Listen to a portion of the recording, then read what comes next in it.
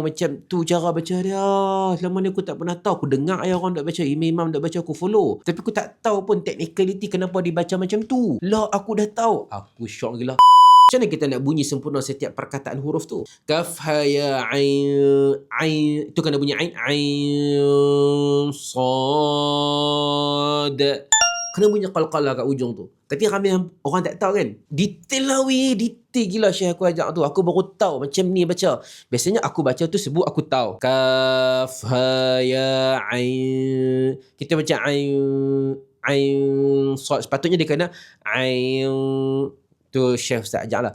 Ain, sad. Macam kenapa sad? Kan sad je. Bila dia pecah, dia tulis setiap huruf satu tu. Jadi bila kita dapat tengok, oh, bila kita nak transition daripada satu huruf ke satu huruf tu, oh, macam tu cara baca dia. Selama ni aku tak pernah tahu.